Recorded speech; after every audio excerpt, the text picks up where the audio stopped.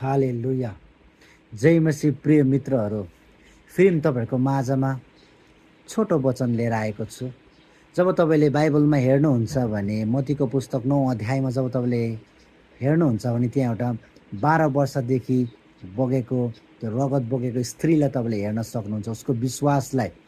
जब परमेश्वर त्यो बाटो भएर जाँदै गर्दै हुनुहुन्थ्यो अनि त्यो स्त्रीले चाहिँ त्यो विश्वासद्वारा चाहिँ उसको वस्त्रलाई छोएको हामीले त्यहाँ हेर्न सक्छौँ।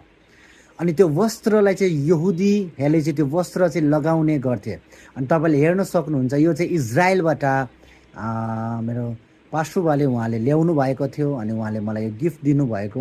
अनि जब त्यो स्त्रीले चाहिँ नि त जब यीशु ख्रिस्टको जुन चाहिँ वस्त्रलाई छोयो नि त, त्यो चाहिँ तपाईँले हेर्न सक्छ, यो छोएको यो किनार जुन चाहिँ भनेको छ वचनमा, त्यो चाहिँ यो हो। यसलाई चाहिँ यसो छोएर चाहिँ त्यो विश्वासद्वारा चाहिँ त्यो वस्त्रलाई छोयो किनारमा भनेपछि उहाँले जुन यो यहुदीहरूको सल हो यो।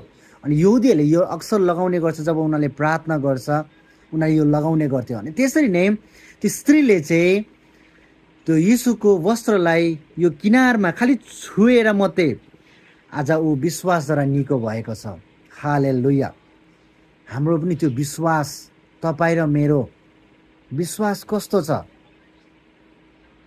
परमेश्वरको वचनले हामीले चाहिँ त्यो स्त्रीको जस्तो विश्वास चाहिँ हामीमा हुनुपर्छ भन्ने कुरा आज परमेश्वरको वचनले हामीले सिकाउँछ। हालेलुया। हस् त, जय मसीह।